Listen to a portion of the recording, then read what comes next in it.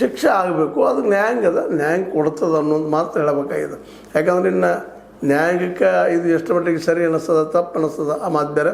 ಅದ್ರ ರಿಪೋರ್ಟ್ ಮತ್ತು ತನಿಖಾ ವರದಿ ಮಾತ್ರ ಈ ರೀತಿ ಹೇಳಿದ್ರಿಂದಾಗಿ ಮೋಸ್ಟ್ ಪ್ರಾಬಬ್ಲಿ ನಮ್ಮ ಮಹೇಶ್ ಜೋಶಿ ಅವರಿಗೆ ಶಿಕ್ಷೆ ಆಗುವುದು ನಕ್ಕಿನಾ ಅನ್ನುವಂಥ ಒಂದು ಮಾತುಗಳು ಕೇಳಿ ಬರ್ತದೆ. ನಕ್ಕಿ ಅಂತ ಅನ್ನುವಂಥ ಮಾತು ಹೇಳಲಿಕ್ಕೆ ಮಾತಾಡಲಿಕ್ಕೆ ಸಾಧ್ಯತೆಗಳು ಹೆಚ್ಚಾಗಿದೆ. ಅಂದ್ರೆ ಈಗ ಅವ್ರನ್ನ ಆಜೀವ ಸದಸ್ಯತ್ವದಿಂದ ರದ್ದು ಮಾಡಿ ಇಂಥ ಕೆಲಸ ಮಾಡೋರಿಗೆ ಶಿಕ್ಷೆ ಅದಪ್ಪ ಅನ್ನೋದನ್ನು ಮೆಸೇಜ್ ಕೊಡಿಸುವಂಥ ಕೆಲಸ ಇಲ್ಲಿ ನಡೆದ ಒಳ್ಳೆಯ ಕೆಲಸ ಇದು. ಯಾಕಂದ್ರೆ ಈ ಪ್ರತಿಯೊಂದು ಇಂಥ ಸಾಹಿತ್ಯದಾಗಿರ್ಬೋದು ಮತ್ತೊಂದಾಗಿರ್ಬೋದು ಅಂಥವೆಲ್ಲ ಈ ವಿಶೇಷ ವ್ಯವಹಾರ ಮಾಡುವಂಥ ವ್ಯವಹಾರವನ್ನು ಅವ್ಯವಹಾರ ಮಾಡುವಂಥ ಜನ ಹೆಚ್ಚೇರಿದ್ದರಿಂದಾಗೆ ಅವುಗಳ ಬಗ್ಗೆ ಇದ್ದಂಥ ಒಂದು ಗೌರವ ಸಹಿತ ನಿಧಾನಕ್ಕೆ ಕಡಿಮೆ ಆಗುವ ಈ ಸಂದರ್ಭದಲ್ಲೇ ಇವತ್ತು ಹೈಕೋರ್ಟ್ ಇದ್ದಿದ್ದು ಅವರಿಗೆ ಒಂದು ಶಿಕ್ಷೆ ಕೊಡುವಂಥ ಕೆಲಸ ಮಾಡಿದರೆ, ಈ ಮನುಷ್ಯ ಇಂಥ ಶಿಕ್ಷೆ ಪಡೆದ ಕೆಲಸ ಮಾಡಿದರೆ ಅದರಾಗೂ ಆಜೀವ ಸದಸ್ಯರು ರದ್ದುಪಡಿಸೋದು ಒಪ್ಪುಗಳ ಜೊತೆಗೆ ಇವರು ಇನ್ನೊಮ್ಮೆ ಈ ಕಡೆ ಬರಬಾರ್ದು ಸಾಹಿತ್ಯ ಪರಿಷತ್ ಕಡೆ ಅಂತೇಳಿ ಇಂಥ ಕೆಲಸ ಮಾಡೋರಿಗೆ, ಭ್ರಷ್ಟರಿಗೆ,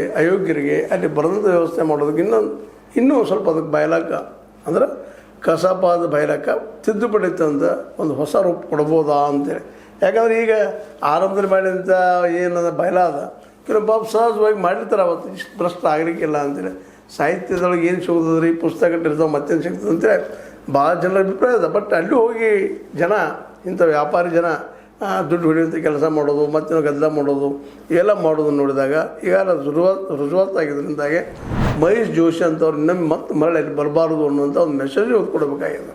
ಯಾಕಂದ್ರೆ ಒಳ್ಳೆಯವ್ರು ಬರಲಿ, ಒಳ್ಳೆಯ ಸಾಹಿತಿಗಳು ಬರಲಿ, ಬರಹಗಾರರು ಬರಲಿ, ಅದ್ರ ಜೊತೆಗೆ ಇನ್ನುಳಿದವರು ಪ್ರಾಮಾಣಿಕವಾಗಿ, ವಿಶೇಷವಾಗಿ ಸಾಹಿತಿಗಳು ಪ್ರಾಮಾಣಿಕವಾಗಿ ಇರ್ತಾರೆ. ಯಾಕಂದ್ರೆ ಅವರಿಗೆ ಅಂಥ ದುಡ್ಡು ಬೆಳೆಯುವಂಥ ಹುಲ್ಲುಗಾಲು ಪ್ರದೇಶಗಳು ಇರುವುದಿಲ್ಲ.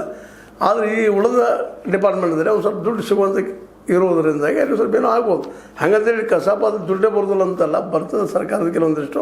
ಅದರಲ್ಲಿ ಸಹಿತ ಇವರು ಹೊಡೆದಿದ್ದಾರೆ ಅನ್ನೋ ಕಾರಣಕ್ಕಾಗಿನ ಈ ಒಂದು ತನಿಖಾ ಸಂಸ್ಥೆ ಇದ್ದಿದ್ದು ಅವ್ರ ಹಣ ದುರುಪಯೋಗ ಆಗಿದ್ದಪ್ಪ ಇಲ್ಲೇ ಲೋಪೇಶ್ ಅಂತೇಳಿ ಅವರನ್ನು ಆಜೀವ ಸದಸ್ಯತ್ವ